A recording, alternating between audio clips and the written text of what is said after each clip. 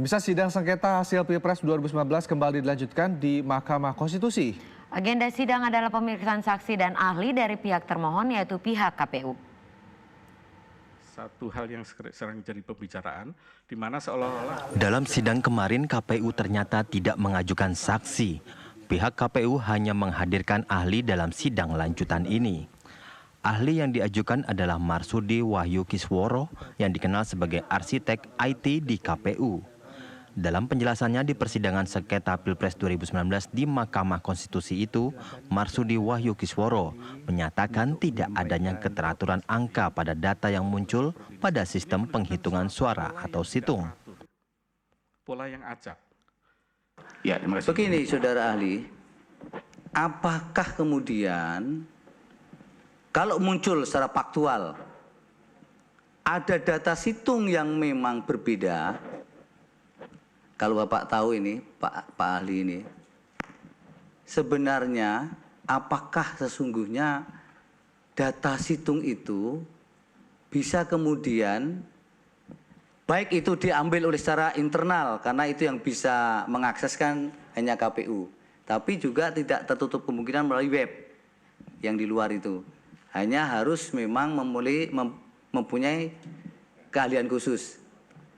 Dimungkinkan tidak itu Pak, kemudian memang muncul situng yang sebenarnya itu merupakan bagian yang dikeluarkan oleh KPU secara resmi, tapi karena bisa diakses melalui web, kemudian dilakukan rekayasa-rekayasa yang kemudian, tapi saya tidak mengatakan bahwa ada yang merekayasa, tapi secara faktual ada data yang berbeda di dalam situng itu.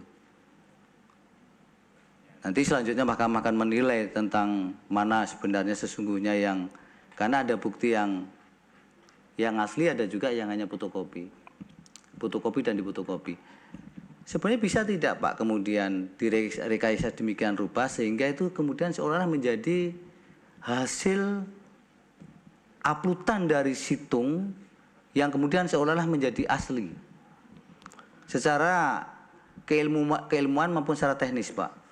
Baik, Yang Mulia, pertama saya mulai dulu dari digital forensik yang Mulia sebutkan. Ya. Digital forensik itu pada dasarnya adalah mengaudit sebuah sistem untuk menemukan apakah di sana ada jejak-jejak fraud di sana. Ya, kecurangan, palsu atau tidak palsu kan? Dan sebagainya. Ya. Itu namanya dilakukan oleh namanya information system auditor. Ada profesi khusus untuk itu. Ya. Itu yang melakukan audit terhadap proses itu. Nah, tetapi yang dikaitkan dengan apa yang Mulia sampaikan, kalau ada lebih dari satu data yang berbeda, berarti salah satunya pasti salah. Ya kan? Karena berbeda. Berarti salah satunya salah. Nah, untuk membuktikan mana yang salah yang benar ini kan kita harus punya norma, punya standar. Nah, di dalam kasus yang pertama, menurut pendapat saya misalnya, karena kita tidak tahu yang disitung itu benar apa salah, yang dikawal pemilu itu salah atau benar, kita matchkan saja. Kalau dua-duanya cocok, ya kira-kira kemungkinan besar benar. Tetapi yang paling valid lagi adalah sebetulnya... Kalau cocok Pak Ahli tidak ada persoalan. Iya, kan sekarang antara situng dengan kawal pemilu hampir 99,9% cocok gitu. Tapi mungkin dengan data yang lain yang beredar di media sosial berbeda. Ya. Nah, jadi kita bandingkan seperti yang saya lakukan tadi, saya bandingkan aja dengan kawal pemilu gitu. Lihat bedanya jauh atau tidak.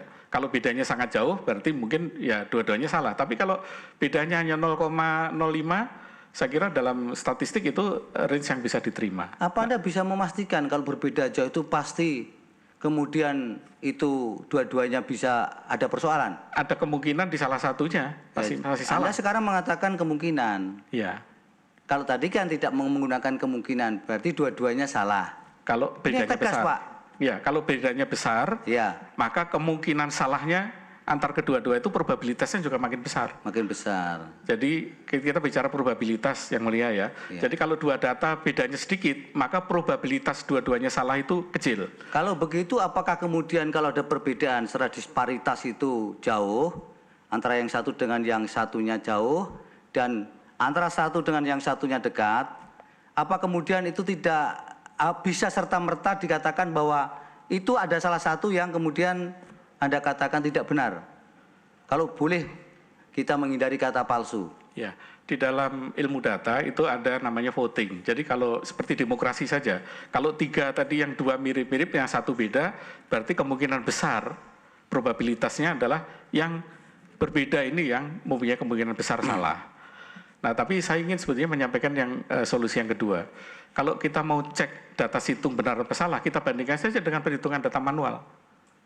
Berbeda atau tidak? Kalau tidak banyak berbeda, ya mungkin berbeda hanya 0,0 tergantung probabilitasnya, maka kita bisa katakan bahwa si data yang ada di situng itu adalah data benar karena dibandingkan karena secara legal yang kita akui kan yang data manual ini, yang kita akui secara legal sehingga kita jadikan dia saya menjadi norma. tidak menggiring Bapak untuk menilai salah satu. Kalau kemudian kan itu sudah ada tendensiusnya, kalau kemudian karena ini KPU sudah legal kemudian benar, tidak itu yang ingin saya dapatkan. Bahwa ketika ada 2 bukti yang bisa menjadi diperbandingkan, baik secara range itu berbedanya jauh maupun dekat, apakah itu serta-merta bisa dikatakan kemudian dua-duanya kemudian tidak benar, ataukah salah satu yang tidak benar, cukup salah satu yang tidak benar? Ya, saya ingin menjawab yang pertama dulu tadi Pak Yang Mulia ya, bahwa saya menyampaikan bahwa yang KPU benar itu kan secara hukum, secara undang-undang ya, yang diakui yang manual itu. Ya, jadi secara undang-undang saja. Karena kalau secara benar apa salah secara faktual kan kita tidak tahu. Ya. Tetapi secara hukum itulah yang dianggap benar secara hukum. Nah, pertanyaan selanjutnya Bapak, bagaimana kemudian untuk menyikapi ketika ada 2 data yang berbeda itu? Ya. Kalau tanpa kemudian harus selalu melekat karena KPU adalah pejabat yang berwenang atau lembaga yang berwenang, kemudian selalu ada tendensi bahwa itu yang benar. Coba kita lepaskan baju itu dulu.